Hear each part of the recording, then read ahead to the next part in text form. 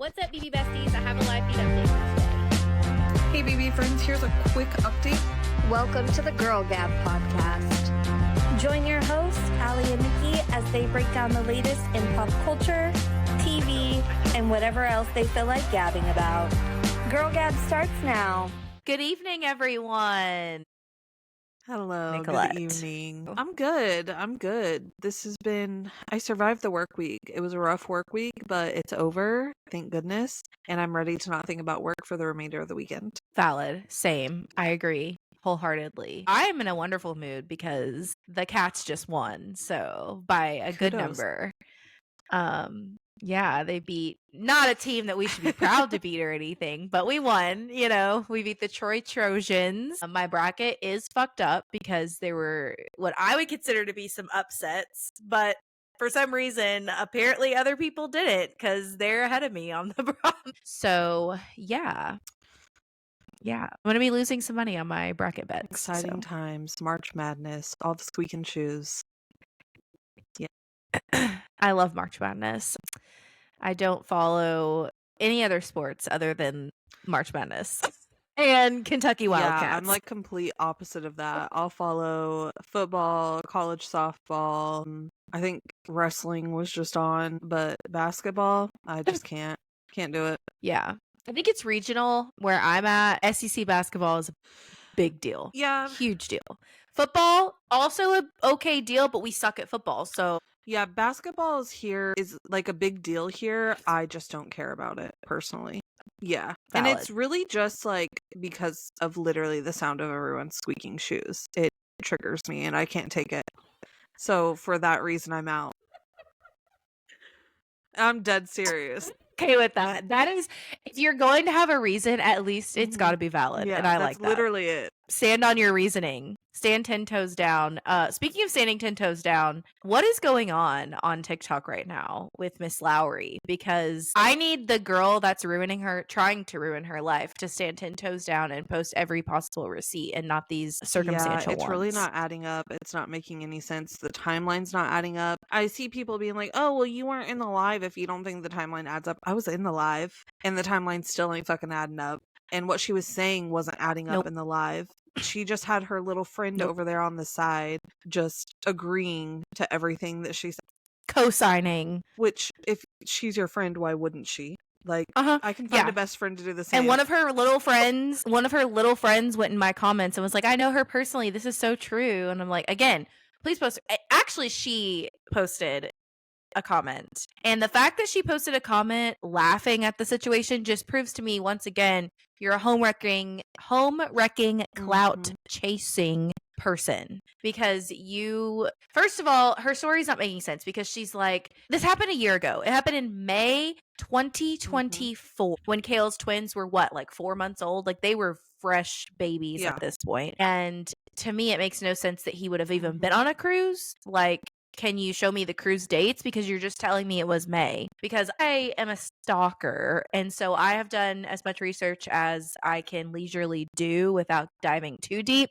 And from what I can tell, May 2024, she was meeting up with Matt Matthews, or at least that's when she was posting the Matt Matthews content.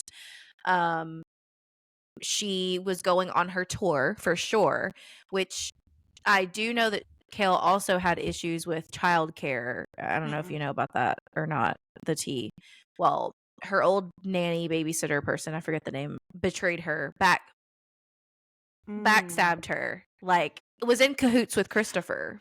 Not shocking. In cahoots with Christopher, sending Christopher photographs of his children, among other things. Apparently, they met up for lunch. There was a lot of tea. You'll have to look that up. She Part was of the like family. a part of the family. Anyways, had a falling out over that once that came to light, and so I'm guessing that at that time was around the time that Elijah, like, it seems as though he doesn't really like have his full-time 9 to 5 like he used to, and that he's kind of staying behind and kind of like he's Mr. Mom role reversal. I think that when she goes on her tours, it just appears to me like, yeah, they might have help coming, but it really seems to me like when she's on her trips or when she's on her tours and things like that, like he's taking the brunt of the house duties. It seems they haven't specifically said that, but that's what it appears. So I just don't think that he would have in May with fresh babies been out. Plus I just a quick Instagram search told me that at least the week of Mother's Day, he was not anywhere to be found other than Delaware.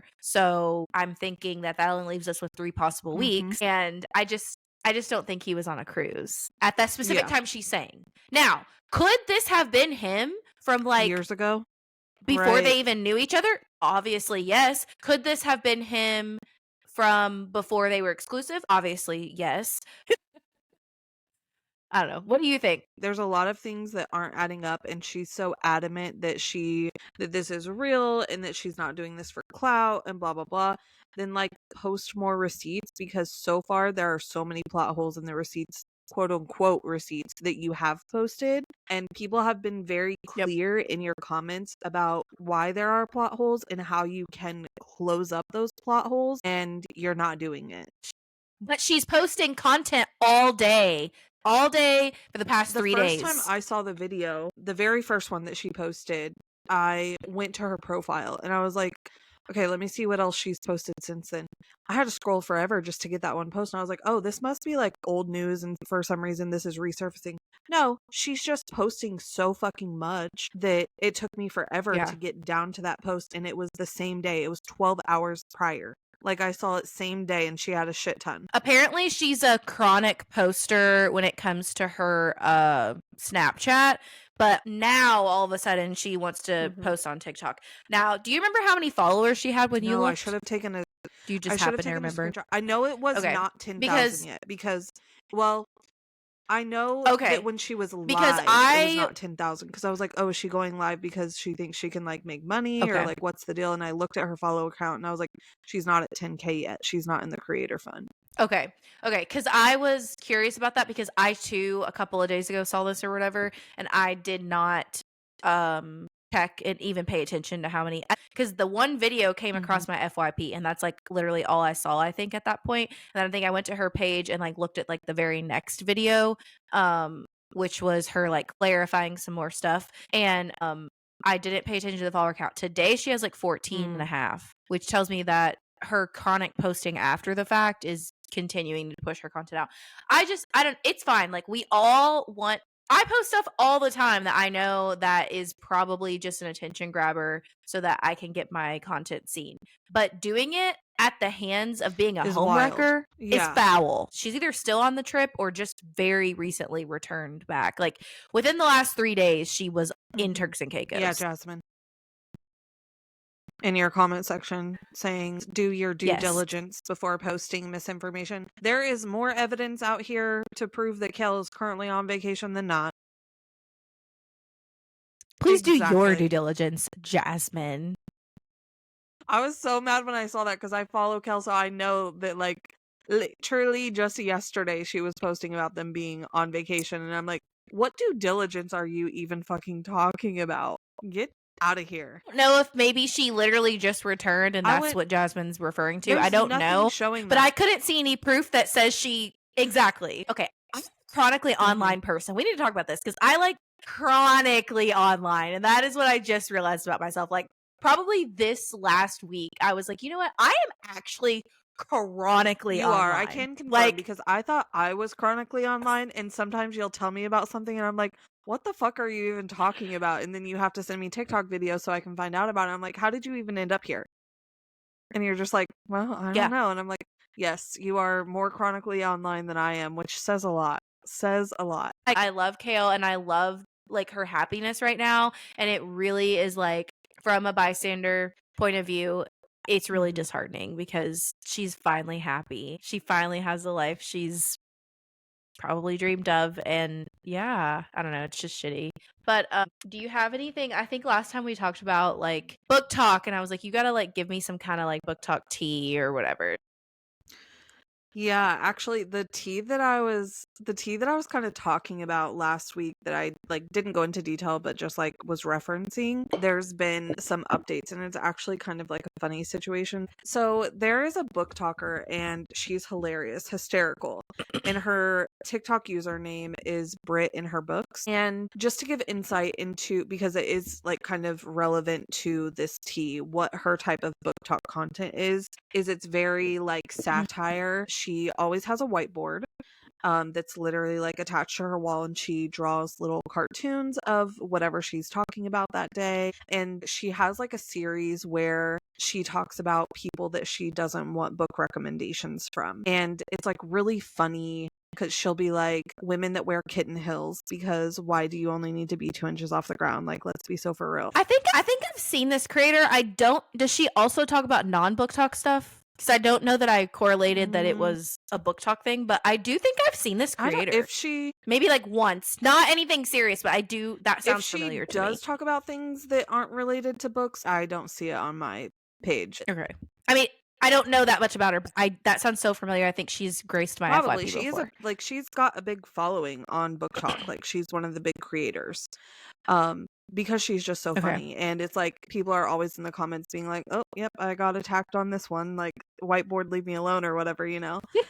But anyways, so early last week, she made a TikTok. It wasn't a book rec one, but still like a comedy driven one, talking about how if you are an audiobook girly, she highly recommends you do not Google what your audiobook narrator looks like.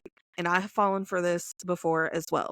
You've got these guys with these really deep, husky voices reading you certain kinds of books, and you're like, huh, I just wonder what this guy looks like. And you Google him, and he's an old-ass white dude. That it just ruins the whole perception of what you thought was going on in your head. And so it's like everyone was commenting, being like, oh my god, this is so true, this is so funny, like, or like, I never even thought of it, blah, blah, blah. Mind you, important note to make. She does not mention a narrator. She does not mention a book. She is just speaking in generic terms here. No identifying, nothing in this video. Okay? Okay. This author goes on a tangent on Threads calling for Brit and her books to be canceled for saying that Teddy Hamilton, an author that saw the video, an author that like, yep, okay, calling for her to be canceled for saying that the audiobook narrator Teddy Hamilton is ugly. And that is her friend. And so because Brit in her book said that he was ugly, she thinks that it's rude for her to talk about someone's looks and she should be canceled. Now, rewind. Teddy Hamilton was never mentioned. Nobody knows. And Teddy Hamilton is, I love that. he is a really well-known audiobook narrator. But again, like, she didn't mention who the fuck it was. So is Teddy Hamilton over here like, why on. me? You know the videos of like 50 Cent where he's like, this is what I'm picturing. You know the videos of 50 Cent where he's like, why fuck 50 though? That's literally like whenever this happened, I will admit like there was definitely some people that were jumping on the cancel Brit and her books campaign. But Brit and her books, just also to add additional like clarity, is a black woman, and every single one of the people that were jumping on board, including the author, were white women. So you can see how that kind of was going down, and everyone was getting called out for their bullshit during that time as well. But then when we started switching it to like a little bit comical again, we were all like, imagine being Teddy Hamilton right now. You're just chilling, and all of a sudden your supposed best friend just makes an assumption that you're the ugly narrator that this girl is talking about without mentioning any names. Like, what kind of friend are you? You know? Well, conclusion comes this week when Teddy Hamilton himself messages Brit and says, I hear you've been getting a lot of shit for this video, but I was laughing hysterically the whole time. And he followed her in their mutuals now. And that one author that tried to cancel her, bye. Never heard of you before. We'll never hear of you again. See, that's how it happens. Don't come for me unless I send for you. Because listen, like, that's how shit happens on the internet. Yeah. So I love that. That's the book talk tea this week, or the last couple weeks. That's fucking hilarious. Yeah. I And love honestly, even if you don't enjoy books, if you follow Brit and her books, it's a laugh. Every time her videos come up, it's a not skip for me. She's fucking hysterical. No, I genuinely think that she has come across my FYP before. And in fact, like, even you talking about, like, again, I'm chronically online. So even you talking about, like, this whole don't Google your narrator of your book, I feel like it might not have been her. It might have been, like, residual impact of that video situation. But I feel like I've, like, heard that too. Like, that sounds familiar as well. Like, maybe somebody else also was like, don't do that. I don't know. I don't know if it was the same person or not, but, like, I don't know. That sounds very familiar as well. Yeah. But I'm also chronically online. That's crazy. I love that. That's really funny. Messy. I know. The second I saw her TikTok video come up, because she made a TikTok about him messaging her, I was just like, my God, to be that fucking author. And everyone in the comments was like, so basically this means Teddy and that author are no longer friends. Like, this is confirmation. But wait, do we have confirmation on who she was talking about? No, and though? she said she won't give confirmation on that. She's like, the whole point of my video was I was not going to sit here and be like, you are ugly. You've ruined, like, my reading experience that I was having. That's funny. So I did watch Amazing Race, but I don't have, like, a lot to say about it. It was just a regular episode for me. I will say this, that I'm noticing a trend this season with, like, one person is way behind everyone else. That's the only trend I'm really noticing. But I think that once we whittle our way down to having, like, 5 or 6 teams, it's going to be like, what do you think about this. the twist that's coming next week? Yeah, I don't think we've ever had No, that it's twist new. before. It's brand new, right? mhm. So remind me, it's basically like, what did they It's the call driver's it? seat, and they get to Driver's seat. whoever gets there Yeah. first. They get to choose, Yeah. like, their next person's order of events, or, like, how difficult it's For- going to be for them. Like, something they're choosing Basically, stuff for everyone, everyone. right? Not Correct. just one person. Yeah, it's for all the Yeah. other couples, which I think is interesting. I think depending on who gets there, It's a sabotage opportunity Yeah. for sure. I hope it's not just like, I hope it's somewhere in the middle of the leg, so that it gives, like, really anyone a chance to get it. You know what I mean? Valid. We have seen similar things, but not to Right. this extent. We've seen where it's like, oh, choose one person to lose 5 minutes, or I'm just making Yeah. that up. But you know what I mean? It's like choose one Mhm. person to disadvantage, which definitely is a really good twist when they're choosing, like, even just one Mhm. person, because to, like, receive a disadvantage or whatever. Because, like, if you are a team that there's always 2 teams at the top, you're probably going to choose the other one. If one of those 2 wins, you're probably going to choose that other one to disadvantage them, so that at least maybe they'll go home, maybe they won't. But then in Amazing Race, we do tend to see alliances happen. Mhm. Like, we're already seeing that happen now. So sometimes you don't see them use it how they should, and then it's just a waste. But this is going to be really interesting that they are choosing for That's the part that I every think is the team. most interesting as well, is that it's for every single team, because you can, as long as it's someone smart that gets it, you can really, really make a huge impact to the game as a whole. For sure. For sure. I'm excited to see it. I hope it pans out better than the other new twists that they Yeah. sprung on us. The other thing that I guess I should mention regarding Amazing Race is that we do have some pretty solid confirmation at this point on who is going to be on the next season, the Big Brother season that we've been talking about on here. I don't know how much I'm going to keep up with it now, because I haven't decided how much I want to be Don't spoiled give me any spoilers yet. I won't. I just think that, like, there are rumors as to, like, who went out already. Like, I saw one of those, and I won't tell you who it is if you don't want me to, but, like, I just don't know that we have any proof. It's just like one person said it on the internet and ran with it. Seriously. Like, it's not, there is no proof. But I think that along the way, we're going to continue seeing teams having photos taken of them, and that will be kind of my proof, right? Because it's like, if in 3 weeks, if I don't see photos of Jag and his brother again, I'm going to assume that they're out, you know? Mhm. That's not the person that, by the way, No, I chose a different name. But that's where I'm at with that, because I'm just like, I don't want to know. But also, like, I do want to know who the unknown couple is, because there is one photograph that they say. Yeah. And also, like, are there more couples? Are they only giving us, like, what, 8 couples or whatever? Like, why are we not getting more? It's so weird. It's really, really weird. And I'm really annoyed that the only old BB person that It's we're getting is Enzo. Oh my God, get out of here.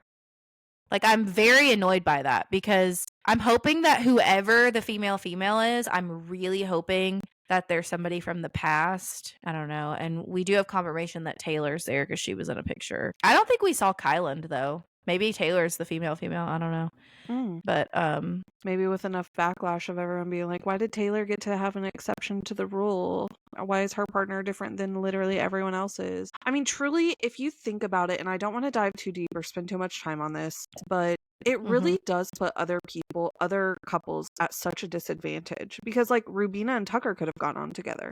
And they both have reality TV experience. They know what that's like. It does give them an advantage. And the fact that she just continues to be able to get special treatment is fucking wild. Get the fuck out of here. I hope people spoke up on the cast about it. And maybe she had to change her partner last minute or something. That's what I hope for. But who knows? Yeah. Have you seen solid pictures of Corey and Zach yet? No, I read a thing that they weren't on the cast. Oh, see, that's another one that, well, I read that they were, but then whenever I saw the actual pictures come out of them like racing, like I saw actual pictures of Angela and Jag and his brother, which also like Jag and his brother, I'm not gonna be able to tell them apart. They look so they literally look like twins. Yes, it's wild. And like there are times that like his brother will come across my FYP and I think it's Jag all the time. Same. Like, but I mean, I'm not saying that it's not going to be entertaining to see Jag because it probably will be, but like, yeah. Why do we have so many winners? We have so many winners playing because we have Taylor, we have Jag, Chelsea. We have Chelsea. I don't know. Like, I wish we would have gotten more unusual picks because, especially because, like, what Sharon said. Yeah, I'm just frustrated by the cast. I think I'm hoping for others that we're just not getting like, pictures is the of fall yet. Season normally and also, short? If it's a person from back in the day, is the fall season normally like a shorter season? Is that why they would have a smaller cast? No, I mean, this cast is one of the bigger ones with 14, but I would have expected there to be 12? at least like 11 or 12 because that's kind of been the norm lately. The seasons are getting bigger and bigger, but that's also part of that reason I think is also because they moved to 90-minute episodes. Like everything's moving to 90-minute episodes these days, like the older shows. Well, I do like it for Amazing Race because I do feel like you do get to actually see more of them. Yeah, because like 2 seasons ago I think is when we really started, 2 or 3, getting it. And like I think on Amazing Race, especially the early days, you kind of need 90 minutes because there's so much that's going on because they're having like at least 3 different checkpoints. Yeah, and it used to literally just focus on the two people that ended up being like first and second, and then the 2 couples that ended up being like last and next to last. You didn't get anything of those little people like we do now. So I do like being able to see like everyone's story and everyone's journey a little bit more often. And then on Survivor, I also think that it's been helpful because we're getting to see a lot more strategy because the competition, there's, that competition takes up, and sometimes there's more than one competition. Like, I don't know. I do think it's nice on those. I actually wish we would get 90 minutes on Big Brother sometimes, especially with them cutting the live feed so much. I'm like, can we get a little bit more content? Please? We get CBS 24/7. That's my point, is like, if you're gonna fuck us over on their live feeds, can we get more content like we do on these other shows? But I get it. Like, and also like, stop, now that I'm on my rant about this, like, stop filming so much of these competitions. Nobody cares about them. Like, if you are a gamer person, like if you are a person that likes to watch game shows, you're watching it for the strategy. You're not necessarily watching it for people winning competitions. So like, please show us more of the strategy. And that goes for traders too. Like we fast forward through the traders. I 100. The challenges are arbitrary on the traders. Literally, the traders. I 100% agree. I agree on Survivor to an extent, but actually, I do have a question. Like, and I guess we can just segue into Survivor, but. Yeah, let's talk about Survivor. That I was wondering while I was watching this week's episode is, so like back in old school Survivor days, they used to have the immunity challenge and the reward challenge. And now it's kind of like all combined into one. When they merge into just one tribe, does it go back to immunity and reward? Okay. Because I do like the reward challenges. Well, I mean, I like seeing someone win them and like what they get. Yeah, you'll probably still see I think on every New Era season, I'm not 100% sure if on every single one, but you'll still see like the food swap You'll still see those like iconic Okay. ones too. Yeah. And the blind leading the blind thing that you saw, like that's an older one that they kind of brought back, because I don't know that I've seen that on the new era either. So yeah, but you'll see that happen. You'll see the two separate ones. There's just not time, I guess, in the beginning. And then they're also doing like more of those like journeys and stuff like that I don't now. care about the journeys. So me It's either. stupid. Oh my god. Okay. So have you seen the pictures of like where they had them write down on a piece of paper, and then like have you seen those pictures? The I've cast seen wrote a couple of them. different little Yeah. phrases down. So guess what Mary's okay, so it's like this. Like they have like little things. Guess what Mary says? It says the shot in the dark is kind of whack. Oh, and that's what ended up saving her whole ass game.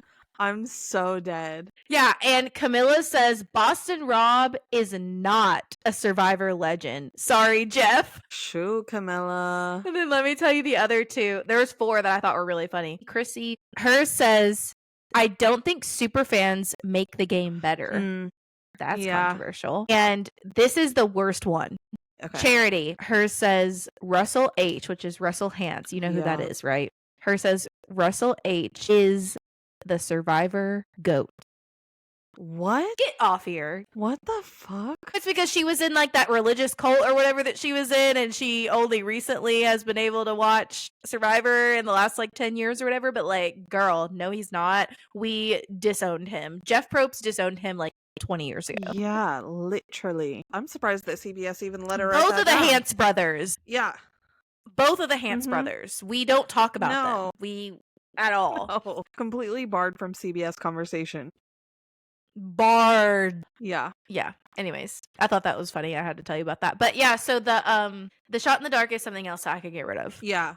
And I also am of the opinion that like if someone uses for Mary, just using her as an example because she was safe from the shot in the dark. Yes. I would not respect her win as much as someone who makes it without a shot in the dark. And like Jag, for example. Exactly, because that is just sheer honest. Okay, here's a hot take. Jag was BB. Sorry, for anyone listening that doesn't watch Big Brother and you watch Survivor, Jag is a Big Brother person. Here's a hot take, segueing, but I would respect Jag more than like a Mary, because at least Jag had to use like his social skills to be able to get someone to use that power on him, where like she just luckily got a piece of paper that said safe on it.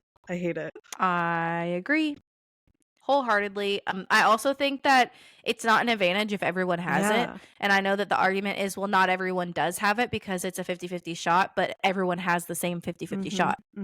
Yeah, I agree. It's terrible. I do not like it. I don't like it at all. Let's talk about that, Tribal. So something that I guess I'm confused on is that there are a lot of people on the internet that are like, well, he went away with a steal a vote in his pocket. But if he would have used a steal a vote, that wouldn't have saved him, right? Or it would have. He had to steal a vote, I not think it would have forced a tie. And so it's like there's at least conversation. How?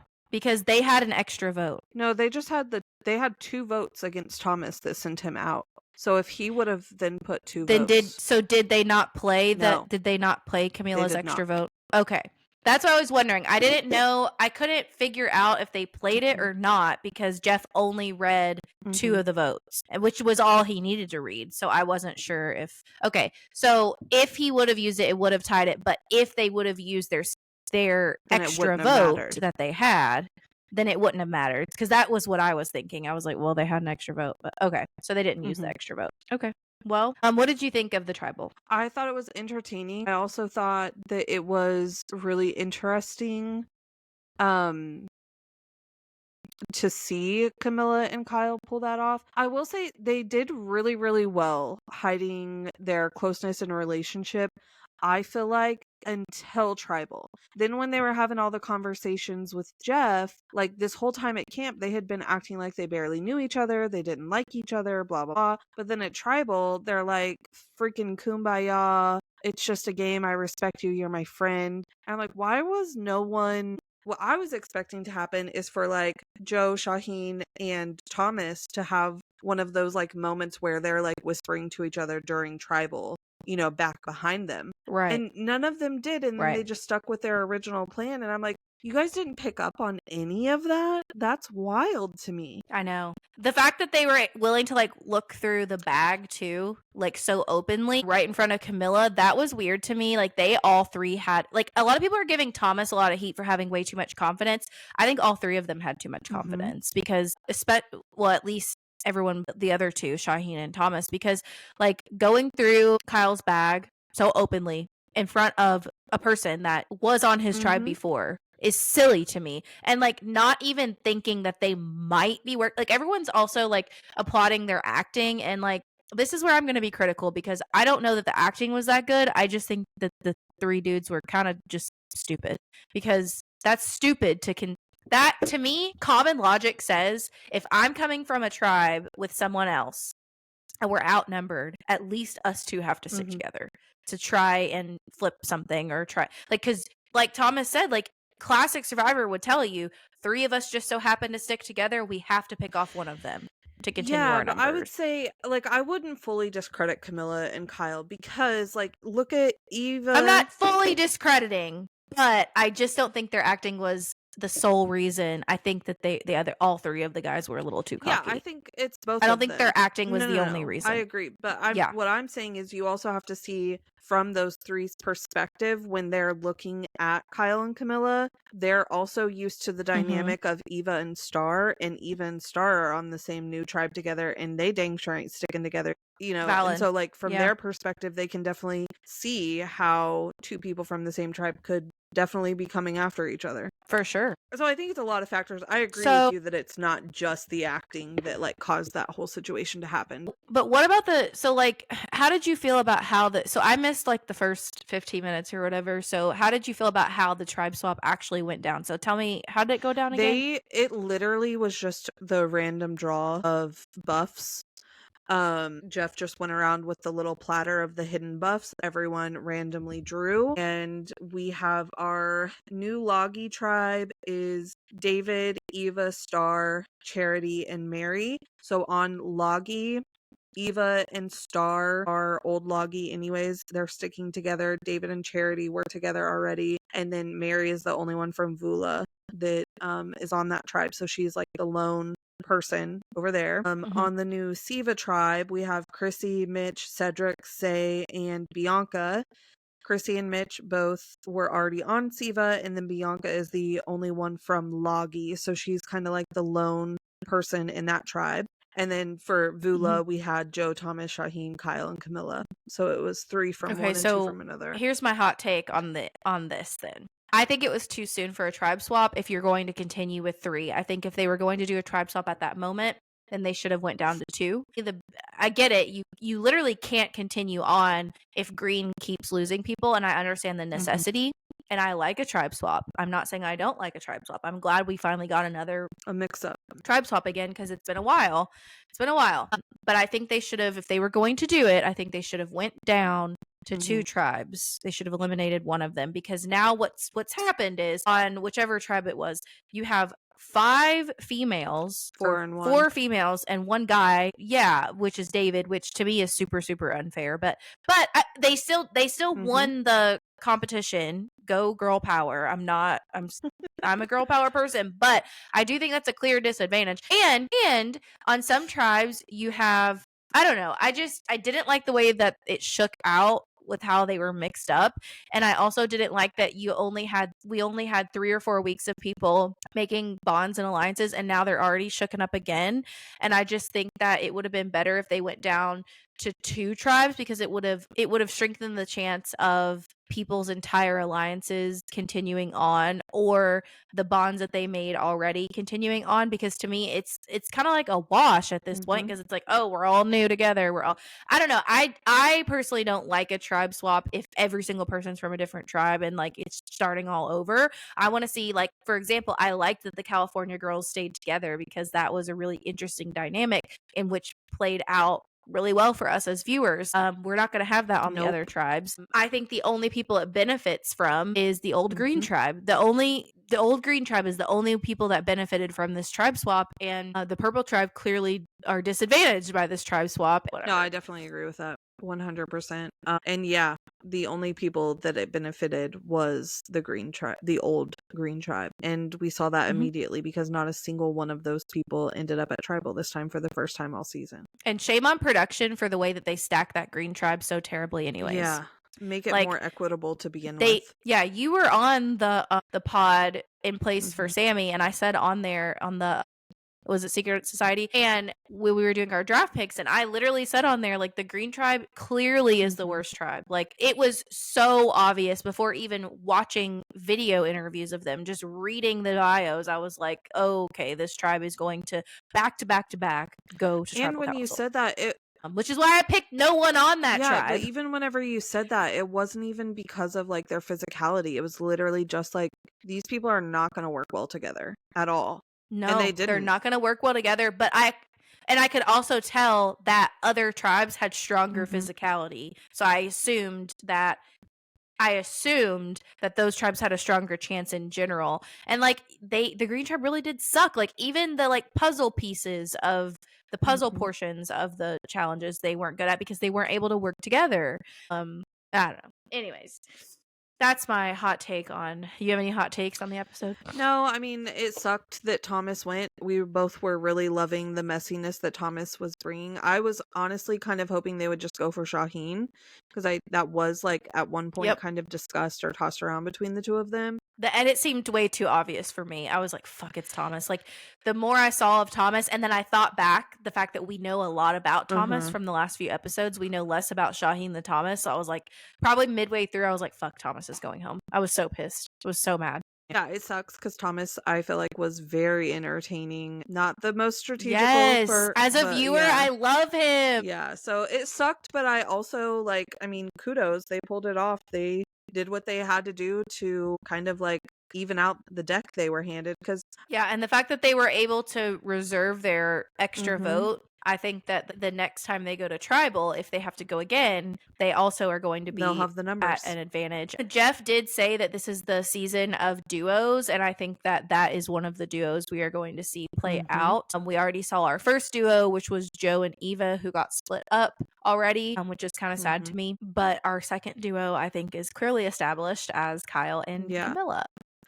I also do think, I know you didn't get to see this part, but at the very beginning of the episode when they were showing old Vula and like their fallout from that tribal, Mary and Say did agree to put their differences aside and that they were going to work together and team up against Cedric. And I do think that like it wasn't very long in the episode that they kind of focused on that. It was pretty quick. They had like one of their conversations that they have and like made that agreement and whatnot. And then, you know, they go to the challenge and it's tribe swap time. But I think if they both do make it to the merge, that there's a chance that they team back up together. I don't really care for either of them personally. I just think that the dynamic between the two of them is really entertaining. I'm going to be that person that's like, fuck it, Thomas is gone, I'm never watching again. And be like that one follower that says that to me all the time. No. I'm just kidding. I'm never going to be like that. But I feel that way low key because like Thomas is one of the main reasons that I was having, I don't know, he was just one of the main sources of entertainment. I'm not saying that somebody else can't be moving forward. I'm just really devastated by Thomas going home so soon. I really thought he was going I thought he was at least going to post-merge. So. Yeah, I did too. David is really shocking me because now David is going from getting the dumb guy Fred Flintstone edit to like now. I forgot to mention that last week. It's literally all I could think about last week. I forgot to mention this on the pod. Last week when he was giving the whole like, I live in a van in front of my dad's house, I kept thinking, a van down by the river, like the whole time. That's all that Chris Farley was just like on repeat in my head the whole time.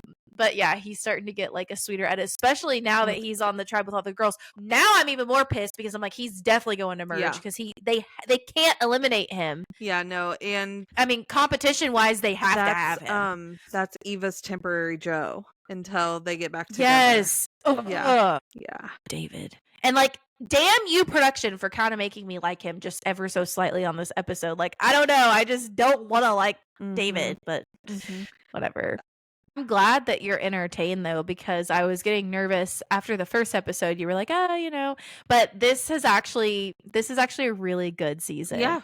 We say that every single Survivor New Era season. We're like, it's getting better. I think it actually is. Every season has gotten better than the next. So than the last. Yeah. No, So I'm entertained. I think it's good. It's like I've aired my grievances on like old versus new. I think there's just things that I have to get used to. But as far as like the cast, I have people that I can root for, people that are entertaining. And that's really all I need. So, and it's not like we have other shit to watch. literally, Like, if there was BB going on right now, it'd be easy for you to be like, I'm too busy, I can't keep up. But like, this is a perfect time because it's like a very much lull in game show reality TV time. We only really have Survivor and Amazing Race, which is great. Those are two great CBS staples. So yeah, very exciting times. I still haven't watched the Dondi finale, but I think I might next week. I might give you a little scoop on the Dondi and my feelings on Dondi on the pod. So if you're listening, stay tuned because I think I'm going to give my Dondi thoughts next week.